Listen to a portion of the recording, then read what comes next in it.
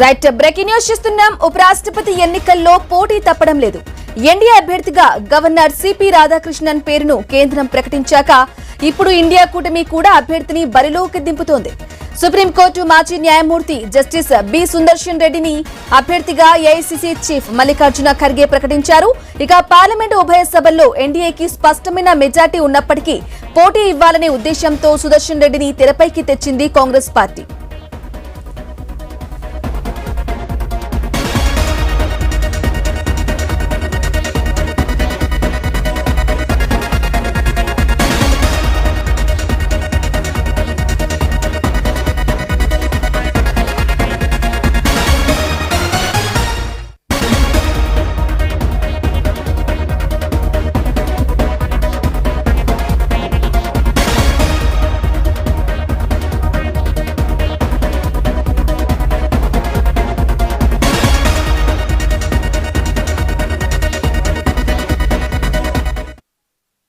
ఇక తెలంగాణ ప్రభుత్వం కులగణన చేపట్టాక ఆ నివేదికను అధ్యయనం చేయడానికి ఇండిపెండెంట్ ఎక్స్పర్ట్ వర్కింగ్ గ్రూప్ ను ఏర్పాటు చేసింది.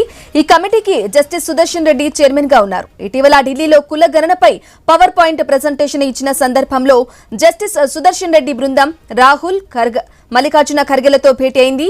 ఆ సందర్భంగా కులగణనపై కమిటీ ఇచ్చిన నివేదికను రాహుల్ గాంధీ కొనియాడారు. ఇప్పుడు ఉపరాష్ట్రపతి అభ్యర్థి ఎంపికలో జస్టిస్ సుదర్శన్ రెడ్డిని ఎంచుకుంది ఇండియా కూటమి.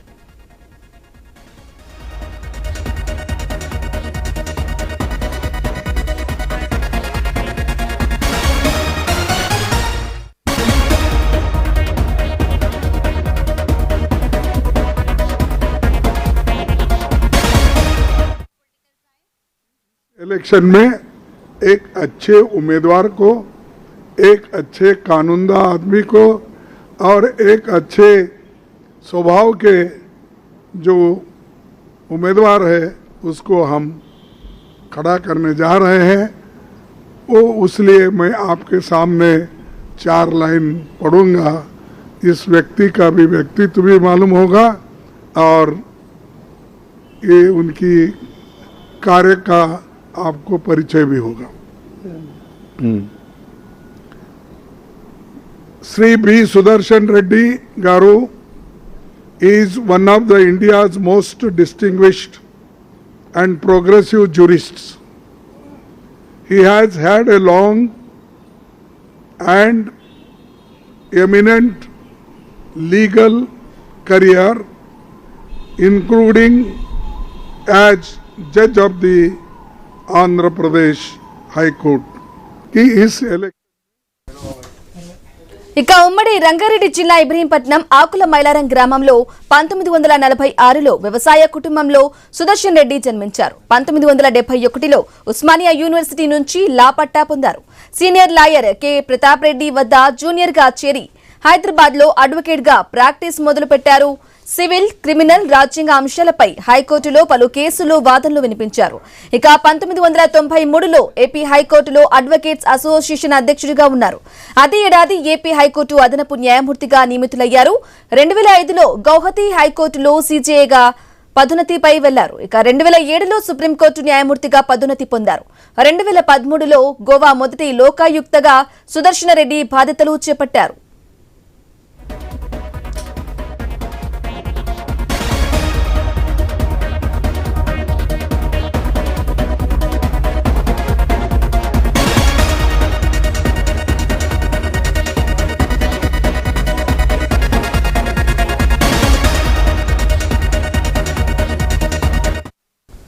మరోవైపు ఉపరాష్ట్రపతి పదవికి ఎన్డీఏ అభ్యర్థిగా ఎంపికైన సిపి రాధాకృష్ణన్ 1957 అక్టోబర్ 20న తిరుపూర్లో జన్మించారు. సిపి రాధాకృష్ణన్ పూర్తి పేరు చంద్రపురం పొన్నూరు సామి రాధాకృష్ణన్.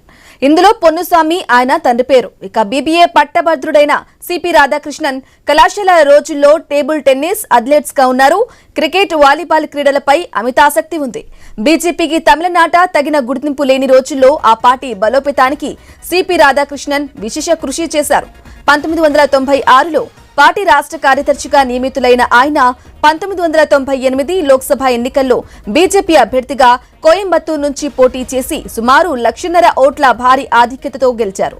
ఇక 2003లో డీఎంకే కూటమి నుంచి బయటకొచ్చిన బీజేపీకి రాష్ట్రంలో వెనకబాటు తప్పదనే అభిప్రాయాలు తెరపైకి రాగా జయలలితతో చర్చలు జరిపి 2004 లోక్సభ ఎన్నికలకు అన్నా డీఎంకేతో కూటమిని ఖరారు చేయడంలో ఆయన కీలక పాత్ర పోషించారు. ఇక 2014 లోక్సభ ఎన్నికల్లో రాష్ట్రంలో డీఎంకే అన్నా డీఎంకే వంటి పెద్ద పార్టీలతో పొత్తు లేకున్నా బీజేపీ అభ్యర్థిగా కోయంబత్తూరు నుంచి పోటీ చేసి 3.8 లక్షల పైచిలుకు ఓట్లను పొందారు. आदरणीय प्रधानमंत्री जी के मौजूदगी में उपराष्ट्रपति चुनाव में एनडीए के प्रत्याशी आदरणीय सीपी राधाकृष्णन जी का परिचय हुआ। एनडीए पार्टी के जितने भी फ्लोर लीडर्स हैं, एनडीए के मेंबर्स ऑफ पार्लियामेंट हैं, सब ने गर्मजोशी के साथ आदरणीय सीपी राधाकृष्णन जी का स्वागत किया, अभिनंदन किया और आदरणीय प्रधानमंत्री जी को धन्यवाद दिया। बहुत ही सरल इंसान जिन्होंने जीवन भर देश और समाज के लिए सेवा दी है। अनेक राज्यों में गवर्नर के रूप में काम किए हैं और पुडुचेरी में लेफ्टिनेंट गवर्नर के रूप में भी काम किए हैं।